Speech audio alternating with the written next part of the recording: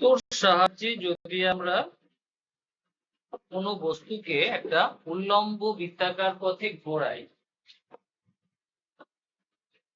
তাহলে দেখ এই হচ্ছে আমার সুতোটা, আর এই বস্তু মনে কর এইভাবে এই পথে ঠিক চিহ্ন দিকে ঘুরছে। এটা হচ্ছে আমাদের বস্তুর সর্বনিম্ন অবস্থান। আর যদি বস্তুর সর্বোচ্চ অবস্থান করি,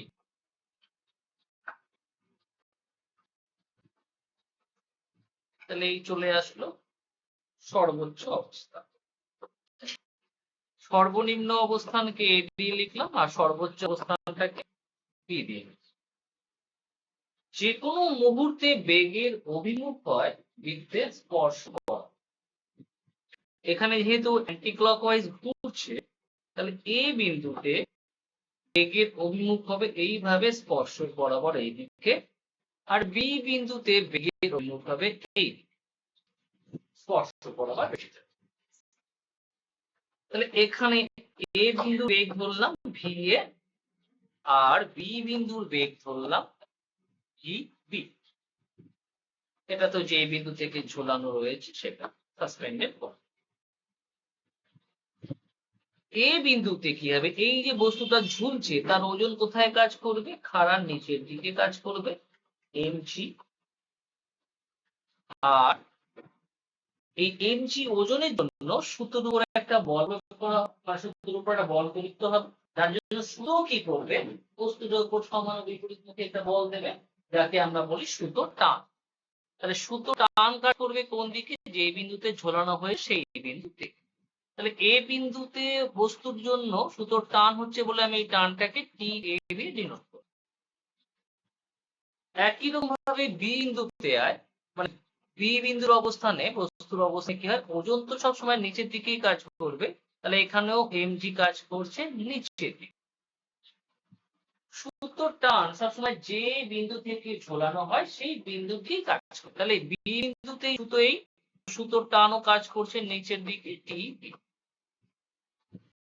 এই কনসেপ্ট এবার একটা জিনিস, সেটা হচ্ছে অভিকেন্দ্র বল দিয়েও বোঝানো যায়, অপকেন্দ্র বল দিয়ে বোঝানো যায়। তো আমি এখানে আকার সুবিধার্থে অপকেন্দ্র বল দিয়ে বোঝাচ্ছি। যে কোনো বস্তু যখন বৃত্তপথে ঘোরে তখন কি হয়, কেন্দ্রের বাইরের দিকে একটা অপকেন্দ্র বল কাজ করে। যেমন বৃত্তীয় গতির সময় বোঝাচ্ছিল না, বৃত্তপথে ঘুরতে গেলে কেন্দ্রাভিমুখী একটা বল কাজ করে, ঠিক তেমনি কেন্দ্রের বাইরের দিকে একটা বল কাজ করে। সেই বল কিন্তু শুধুমাত্র উলম্ব নির্দেশাঙ্কে যে থাকবে সেই অনুভব। আর এই অপকেন্দ্র বলের মান অভিকেন্দ্র বলের মানেরই সমান। অভিকেন্দ্র বলের সীমাটা কি ছিল, mg স্কয়ার বাই r বা m ওমেগা স্কয়ার r। অপকেন্দ্র বলের সীমাটা সেম। অভিকেন্দ্র বল শুধু কেন্দ্রের দিকে, আর অপকেন্দ্র বল কেন্দ্রের বাইরে, কেন্দ্র বহির্মুখী। তাহলে এই অবস্থানে অপকেন্দ্র বল সেই কেন্দ্র থেকে বাইরের দিকে এই mv স্কয়ার বাই r। তো এখানে এই অবস্থানে বেগ তো v সাফিক্স a, তাই এখানে mv suffix a square by এই বৃত্তপথের ব্যাসার্ধ। অ্যাকচুয়ালি বৃত্তপথের ব্যাসার্ধ মানেই সুতোর দৈর্ঘ্য। এখন তুই যদি সুতোর দৈর্ঘ্য r ধরিস তো r লিখবি, সুতোর দৈর্ঘ্য যদি l দিস তাহলে এটা আমার বৃত্তপথের ব্যাসার্ধটা কত লিখব। একইভাবে বি অবস্থানে অপকেন্দ্র বল কাজ করবে কেন্দ্র থেকে বাইরের দিকে।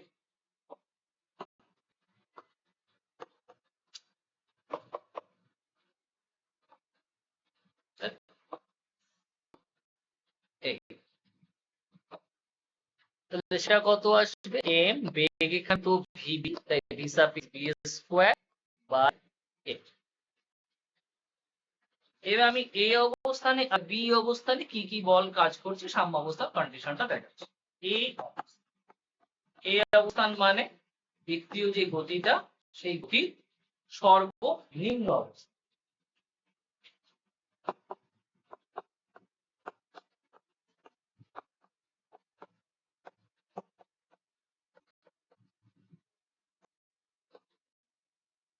এই অবস্থায় কি কি বল কাজ করছে, সাম্য অবস্থায় থাকলে লেফট এর ফোর্স ইকুয়াল টু রাইট এর ফোর্স, আপের ফোর্স ইকুয়াল টু ডাউনের force.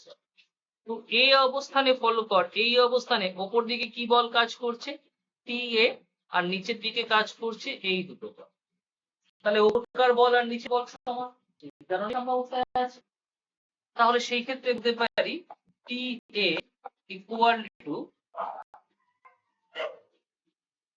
mg plus m square by m।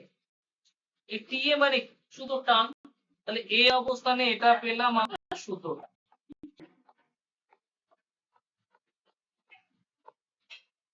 এবার হয় বি অবস্থা।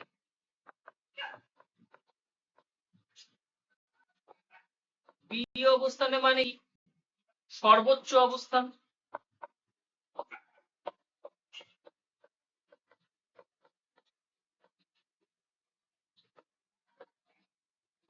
বি অবস্থানে কি কি বল কাজ করছে, বি অবস্থানে তো উপর দিকে একটা বল আর নিচের দিকে দুটো বল, তার মানে নিচের দিকে দুটো বলে যোগফল ইকুয়াল টু ওটা।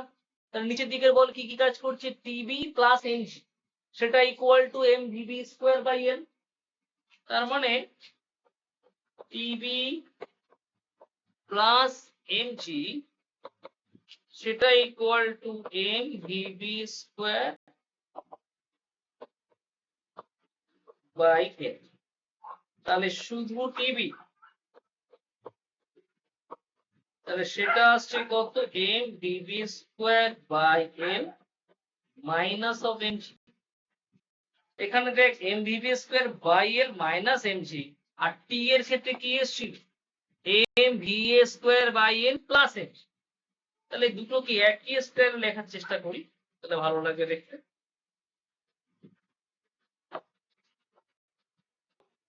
তাহলে এটাকে আমি এর মতো ফরম্যাটে লিখি।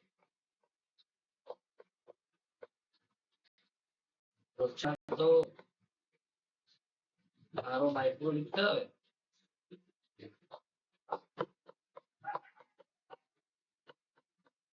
সে ওরকম রাখলেও কোনো সমস্যা ছিল না। তাহলে এটাকে রাখলাম, বানালাম ইকুয়েশন 1, এটাকে বানালাম ইকুয়েশন 2। মানে আমরা সর্বনিম্ন আর সর্বোচ্চ দুটো অবস্থানে সূত্র টান পেয়ে গেল। এই দুটোই আমাদের আবার অঙ্ক করার সময় লাগবে ফর্মুলা হিসাবে।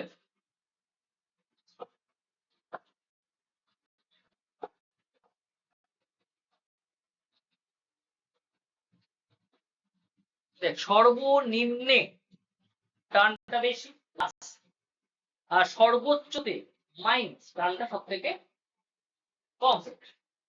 এবার এই টানের মান সর্বোচ্চ অবস্থানের টান সবচেয়ে কম জিরো অব্দি আমরা রাখতে পারি। যদি টান জিরোরও কম হয়ে যায় তাহলে কি হবে, এই সুতোটা আলগা হয়ে যাবে, মানে বি অবস্থানের টপ পয়েন্টে গিয়ে সুতো আলগা হয়ে যাবে, ফলে ডাইরেক্ট বি থেকে এতে করে যাবে ওর দ্বিতীয় যে পথটা সেই পথে যাওয়া হবে না। তার জন্য আমাদের টান ফলো রাখতে হবে যেন বি অবস্থানে গিয়ে জিরো কম যেন না হয়। তাহলে বি অবস্থানের ন্যূনতম টান কত হলো, জিরো। তাহলে এখন টিবি ইকুয়াল টু জিরো হলে, অর্থাৎ বি অবস্থানের ন্যূনতম মান জিরো হলে আমরা কি পাবো, তাহলে এই ইকুয়েশনে বসাচ্ছি এবার। তাহলে টিবি এর জায়গায় জিরো, তাহলে zero equal to M VB square by L minus of m g, or m VB square by l equal to m g বলতে পারি। বোথ সাইডে এম এ কেটে যাচ্ছে, তাহলে v b square equal to g l, or d b equal to আসছে root over g l. এবার কথা কি বললাম, যে বি অবস্থানে সব থেকে কম টান হতে পারে জিরো, আর সব থেকে কম টান বসিয়ে যে বেগ পেলাম সেটা হচ্ছে বি অবস্থানের সব থেকে কম বেগ বৃত্ত পথে ঘোরার জন্য। এর থেকে কম বেগ যদি বি অবস্থানে হয় তাহলে ওর কিন্তু আর উল্লম্ব বৃত্তাকার পথে ঘোরা পসিবল হবে না। তাহলে এটা হলো বি অবস্থানের ন্যূনতম বেগ, তাই লিখলাম V minimum equal to root G এর। আর এটাও সাথে লিখে রাখি যে টানেরও যে মিনিমাম বি অবস্থানে সেটা কত, সি। তাই এই অবস্থানে বি অবস্থানে টান পেলাম, বি অবস্থানে সব থেকে কম টান সেটা বের করলাম, বি অবস্থানে সব থেকে কম বেগ কত সেটাও পাবো। এবার এই বি অবস্থানে সব থেকে কম বেগের জন্য আমাকে দেখতে হবে যে এই অবস্থানে তাহলে ন্যূনতম কত বেগ কোথায় করতে হবে। কারণ কি, এই যত উপরে যাবে এ থেকে উঠবে ওর আস্তে আস্তে বেগটা কমতে থাকবে।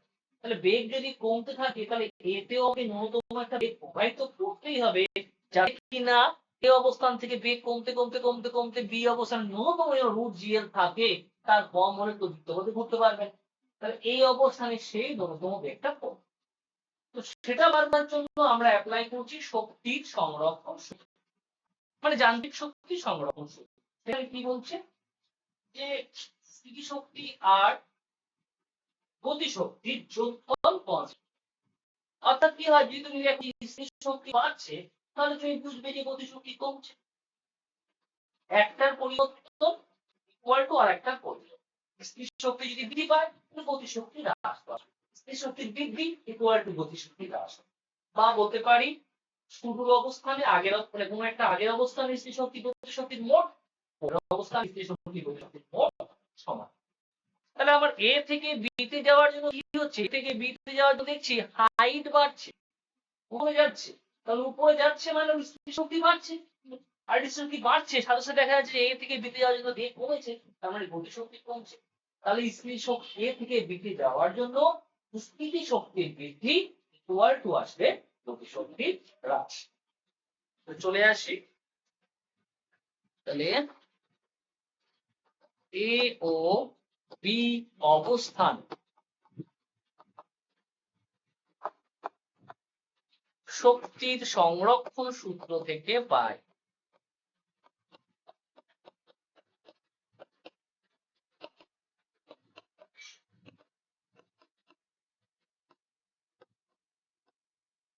কি পাই, স্থিতিশক্তির বৃদ্ধি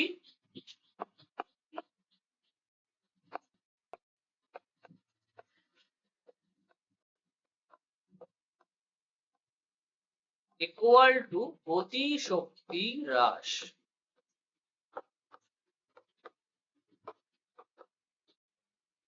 এখন দেখো স্থিতিশক্তি কতটা বাড়ে, এই যে এ থেকে বি তে যাওয়ার জন্য কতটা হাইটে ওঠাচ্ছে, এখান থেকে এইটুকু এল, আবার একই সূত্র তাহলে এইটুকু তো এল। তাহলে এ থেকে বি তে যাওয়ার জন্য টোটাল হাইট কত আসছে 2l। তাহলে এ থেকে বি তে যাওয়ার জন্য 2l উচ্চতায় উঠছে। আর আমরা জানি এই উচ্চতায় উঠলে স্থিতিশক্তি হয় mgh। তাহলে 2l হাইটে ওঠার জন্য স্থিতিশক্তির পরিমাণ কত হবে mg * 2l। তাহলে ওইটুকু শক্তি বাড়ছে, তাহলে স্থিতিশক্তির বৃদ্ধি কত হলো mg * 2l। গতিশক্তির হ্রাস, এ অবস্থানে বেগ ছিল কত va, বি অবস্থায় বেগ আসছে vb। তাহলে এই অবস্থানে গতিশক্তি কত হবে half m v square, b অবস্থানে গতিশক্তি কত হবে half m v suffix v square. তাহলে গতিশক্তি হ্রাস কত, আগেরটা মাইনাস পরেরটা। তার মানে গতিশক্তি হ্রাসের সময় আমরা হাফ এম কমন নিতে পারি, তাহলে হাফ এম কমন নিলে v square minus v square. M m কাটা, টু পাশে আসলে কত 4 4gm ইকুয়াল টু পাচ্ছ ভি স্কয়ার মাইনাস ভি। এটাও আমাদের একটা ফর্মুলা হিসেবে কাজে লাগতে পারে। কোন ফর্মুলা, এখানে কি কি আছে, এ অবস্থানের বেগ, বি অবস্থানের বেগ আর সূত্র। এই যে সূত্র মানে এল, এ অবস্থানের বেগ বি অবস্থানের বেগ, এই তিনটের মধ্যে সম্পর্ক আছে। যদি কখনো প্রশ্নে তোমার এই অবস্থায় বেগ সূত্র দিয়ে বলে বি অবস্থানের বেগ বার করতে পারো, আমার তিনটের মধ্যে যে কোনো দুটো দেওয়া থাকলে একটা চাইলে বার করতে পারবো। তো সেই কারণে আমাদের এই ফর্মুলাটাও দরকার আছে। আবার এটা অ্যাপ্লাই করে আমরা এই অবস্থানে সর্বনিম্ন বেগও বার করতে পারি। এই অবস্থানে সর্বনিম্ন বেগ বার করার জন্য কি করব, বি অবস্থানে সর্বনিম্ন বেগ বসিয়ে দেব। তার মানে সেক্ষেত্রে আমরা এভাবে করতে পারি যে 4gl যদি আমি এ অবস্থানে সর্বনিম্ন বেগ চাই, তাহলে বি অবস্থানে সর্বনিম্ন বেগ বসিয়ে কাজ করব। একটু আগে দেখলাম বি অবস্থানে সর্বনিম্ন বেগ কত এসছে, এই যে √gl, তাহলে ওটাই বসাবো।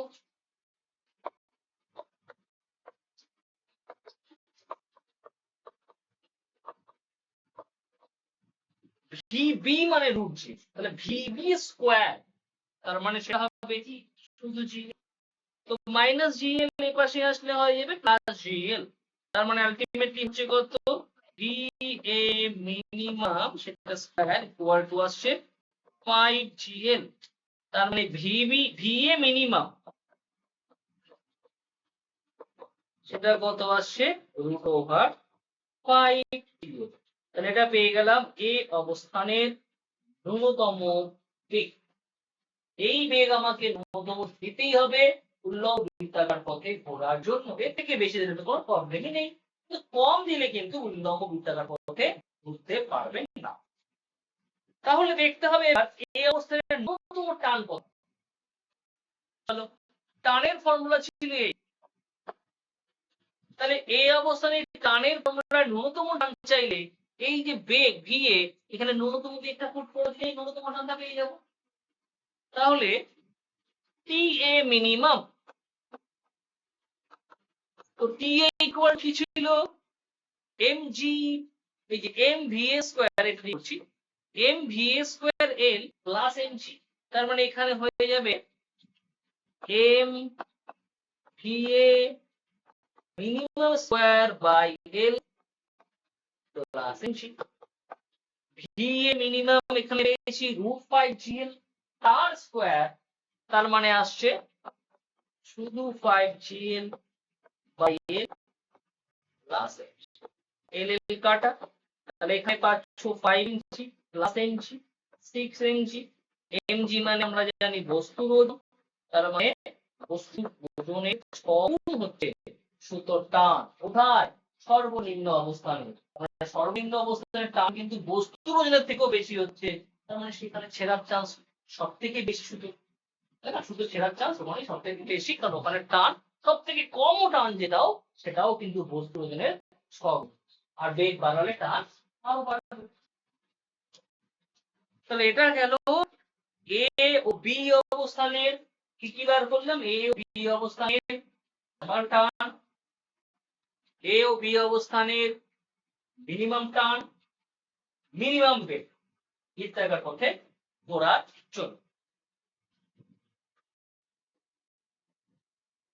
দেখ এটা প্রবলেম দেখ 24 দাগের অঙ্কটা, 24 দাগের অঙ্কে কি আছে, 1.25 মিটার দীর্ঘ, 1.25 মিটার দীর্ঘ একটি সুতোর সাহায্যে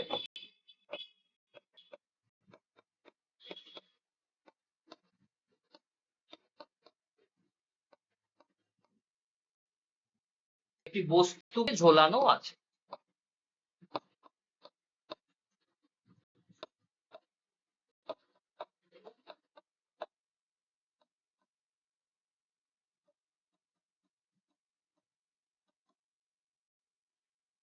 বস্তুটিকে 7√2 মিটার পার সেকেন্ড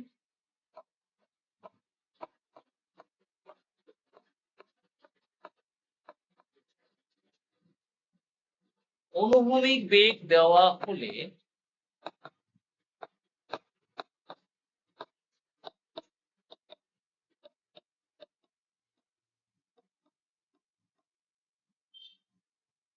সেটি উল্লম্ব বৃত্তাকার পথে ঘুরে আসে।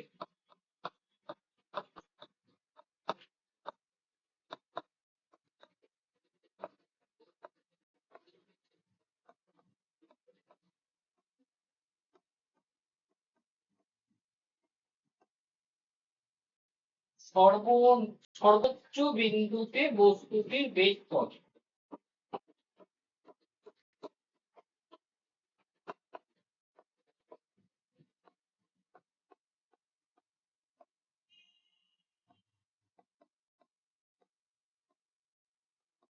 এই হচ্ছে আমাদের প্রবলেম। একটা সুতোর সাহায্যে একটা বস্তুকে ঝোলানো হয়েছে। এই একটা বস্তু সুতোর সাহায্যে ঝোলানো, বস্তুটিকে 7√2 মিটার পার সেকেন্ড অনুভূমিক বেগ দেওয়া হলো। এই যে অনুভূমিক যে বেগটা সেটা হচ্ছে 7√2 মিটার পার সেকেন্ড। ফলে কি হচ্ছে, ওটা একটা উল্লম্ব বৃত্তাকার পথে ঘুরে আসে।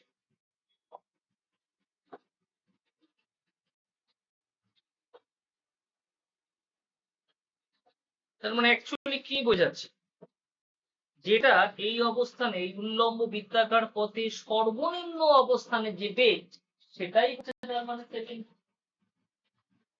তাহলে সর্বোচ্চ বিন্দুটিতে বস্তুর বেগ কত, তার মানে এই বিন্দুতে বস্তুর বেগ চাইছে।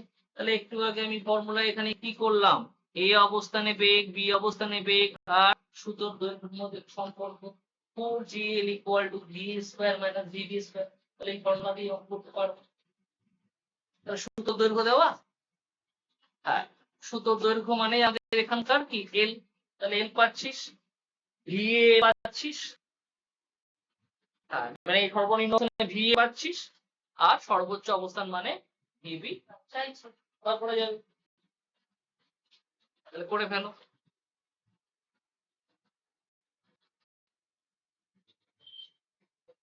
তাহলে এটা ছায়া প্রকাশনীর নতুন বইয়ের পেজ দেখাচ্ছে।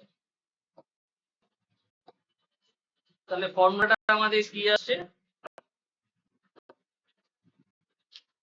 4gl = va²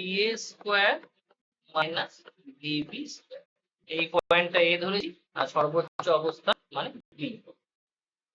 এই অবস্থানের বেগ আছে, তার মানে ভিএ আছে 7√2, সুতোর দৈর্ঘ্য দেওয়া আছে 1.25, চাইছে কি ভিবি। তার মানে ভিবি যদি এ পাশে নিয়ে আসি তাহলে vb² = va² - 4gl। তাহলে ভিবি আসবে √va² - 4gl।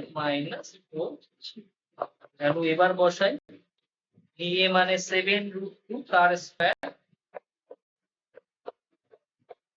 জি মানে 9.8, এল এর ভ্যালু 1.5।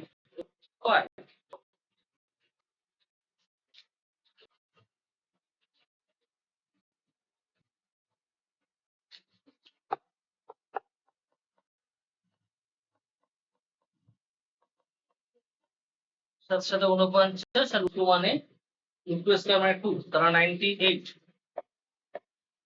এখানে দেওয়ার 4 ইনটু 98 ইনটু 125, মানে পয়েন্ট গুলো তুলেছে, পয়েন্ট তুললে 10 আর 1.25 এর পয়েন্ট তুললে নিচে 100। তো 5 দুগুণে 10, 5 25 125, 2 দুগুণে 4। এখানে 98 50, আচ্ছা 2 দিয়ে 100 কাটলে 50, 25 দিয়ে 50 কাটলে 2, তাহলে এখানে থাকছে 98/2 আর এখানে 98।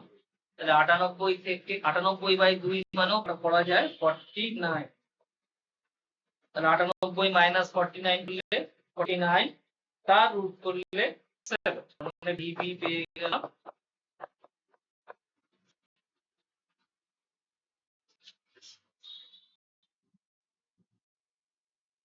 তাহলে একবার, তাহলে এটা ছিল আমরা দেখালাম এটা সর্বোচ্চ সর্বনিম্ন অবস্থানে টান পথ। যে কোনো অবস্থায় টান চাইলে কি করবি, উল্লম্ব বৃত্তাকার পথে যে কোনো অবস্থানে টান চাইছে।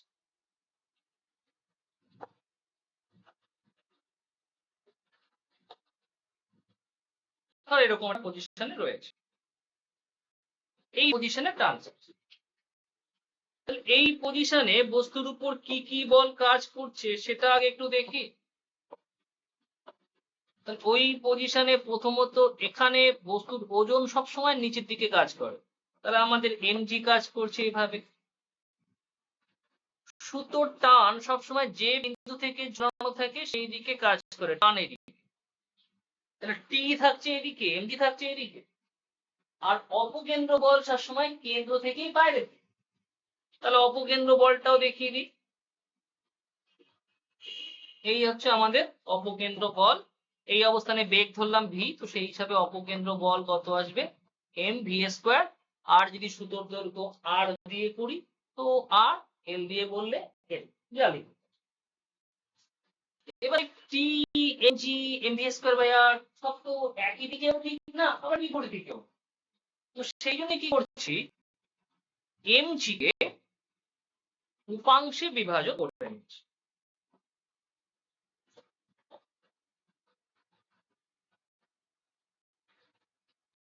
এই তারটা মানে সুতোটা মনে উল্লম্বের সাথে থিটা কোণ করে আছে, এই কোণটা থিটা হলে এই কোণটা থিটা হবে।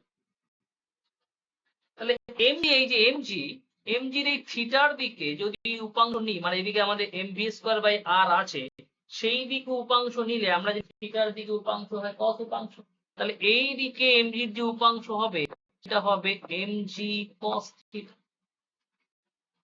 এবার আমি এই পজিশনটায় অবজার্ভ করছি যে কোন বল রয়েছে।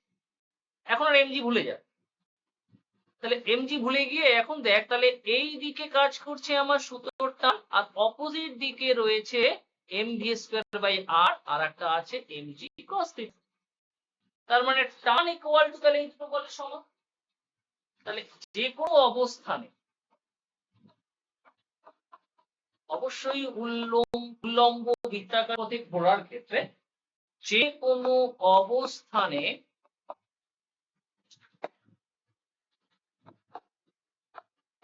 সুতোর টান টি ইকুয়াল টু কত আসছে, m V square by r plus. এই ফর্মুলা দিয়ে তুই সর্বোচ্চ অবস্থানও টান বার করতে পারবি, সর্বনিম্ন অবস্থায় ভুল করলাম, এটা এমজি কস থিটা, শুধু এমজি না, এমজি কস থিটা। তাহলে এটা দিয়ে আমি সর্বোচ্চ সর্বনিম্ন যে কোনো অবস্থানে টান বার করতে পারি। কি করে, এই পজিশন মানে সর্বনিম্ন অবস্থানে যদি চাই, তাহলে থিটার ভ্যালুটা কত আসতো, 0। সর্বনিম্ন অবস্থানে থিটার ভ্যালু 0, তাহলে এবার এখানে থিটার ভ্যালু বসা, cos থিটার জায়গায় cos 0, cos 0 এর ভ্যালু কত 1, তার মানে কত আসবে mv square by r plus mg। একদম টপে চলে যা, টপে চলে গেলে থিটার ভ্যালু কত আসবে 180, cos 180 এর মান হচ্ছে -1, তাহলে যখন cos 180 বসাচ্ছি তখন -1 হওয়ার জন্য তখন সর্বোচ্চ অবস্থানে টান হয়ে যাবে mv square by r -x, তাই তো ছিল। তাহলে এটা বেসিক, এটা থেকে এটা জানলেই আমাদের সর্বোচ্চ সর্বনিম্ন দুটো অবস্থানেই আমরা বার করতে পারব। লিখে নাও। এবার আসি, একটা উল্লম্ব বৃত্তাকার পথে জলপূর্ণ একটা বালতিকে ঘোরাচ্ছি, তো বালতি থেকে জল না পড়ার শর্ত,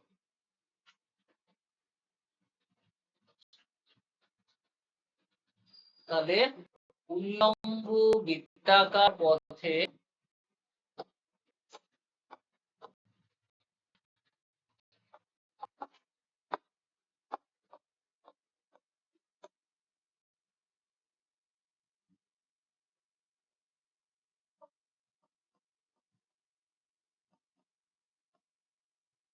ঘূর্ণায়মান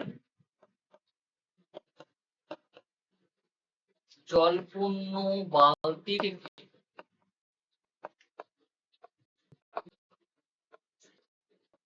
জল না পড়ার শর্ত,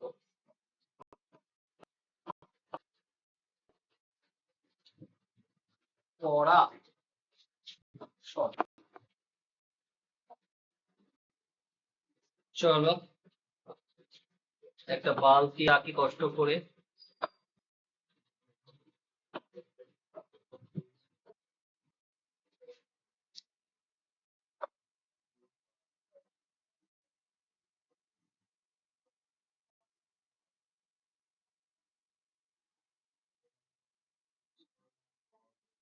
এই বালতি, বালতির মধ্যে জল টল আছে, হ্যাঁ এর মধ্যে জল ভরা আছে, ঠিক আছে, জল তোমরা দেখতে যেও না।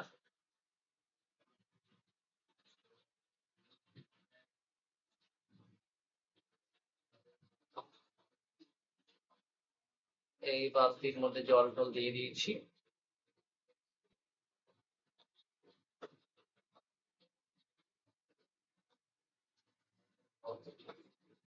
সব বন্ধ করি না। তো বালতি থেকে জল পড়ছে না, তার কন্ডিশন তো দেখতে হবে জলের উপর কি কি বল কাজ করে। যেহেতু আমি উল্লম্ব বৃত্তাকার পথে ঘোরাচ্ছি, একটা থাকবে নিচের দিকে ওজন, জলের ওজনটা কাজ করবে নিচের দিকে। আর একটা অপকেন্দ্র বল, সেটা কাজ করবে উপরের দিকে। এটা কত? যদি বৃত্তপথের ব্যাসার্ধ আর হয় তো এম স্কয়ার বাই আর, সেটা কাজ করবে উপর দিকে, আর জলের ওজন কাজ করবে নিচের। এবার যদি আমাদের এই অপকেন্দ্র বল যেটা, সেটা ওজনের দেন অর ইকুয়াল যদি হয়, তাহলে জল পড়বে না। অপকেন্দ্র বলকে হয় ওজনের সমান হতে হবে না বেশি হতে হবে, এই কোনো সমস্যা নেই। কম হয়ে গেলেই জল পড়ে। তাহলে আমরা এম এম বোথ সাইডে কাটছি, তাহলে V square greater than equal পাচ্ছি জি আর, তাহলে V greater than equal root G R. তাহলে ভি এর ন্যূনতম ভ্যালু কত? Root G R. তার মানে রুট জি আর বেগ তো আমাকে ন্যূনতম থাকতেই হবে, তার কম বেগ হলে কিন্তু জল কমে যায়। হ্যাঁ, এর থেকে বেশি হলে কোনো প্রবলেম নেই। এটা কোন অবস্থানে? টপ অবস্থায়। অ্যাকচুয়ালি জল পড়া গল্প যেটা থাকে সেটা সবথেকে বেশি পড়ার কন্ডিশন কোথায়? টপ অবস্থায়। নিচের দিকে ঝুলতে তো জল পড়বে না, তাহলে পুরো উপরেই পড়তে পারে। উপরে ন্যূনতম বেগ আমাকে রুট জি আর রাখতেই হবে। তবে অবশ্যই মাথায় রাখবে, এটা আমরা যেটা বার করি সেটা কিন্তু রৈখিক বেগ। কোশ্চেন হয়তো কৌণিক বেগ কখনো কখনো চাইতে, তো কৌণিক বেগ চাইলে কি করব? বৃত্তীয় গতিতে আমরা শিখেছি ভি ইকুয়াল টু ওমেগা। তাহলে কৌণিক বেগ যখনই চাইবে, তখন আমরা ভি বার যদি করে ফেলি, তাকে আর দিয়ে ডিভাইড করে দেবো, তাহলে আমরা কৌণিক বেগ পেয়ে যাব। এই ফর্মুলা থেকে তখন এখান থেকে পাবো কৌণিক বেগ। আমরা রুট জি আর কে আর দিয়ে যদি ভাগ করি, তাহলে ওমেগা মিনিমাম যদি হয়, তাহলে কি আসবে? রুট জি আর বাই আর। তার মানে দেখ, রুট আর দিয়ে আর যদি কাটি, তাহলে নিচে আর রুট আর চলে আসবে। তাহলে ওমেগা মিনিমাম হলে এটা, ভি মিনিমাম হলে রুট। মানে এটা হচ্ছে ন্যূনতম কৌণিক বেগ, আর এটা হচ্ছে ন্যূনতম রৈখিক।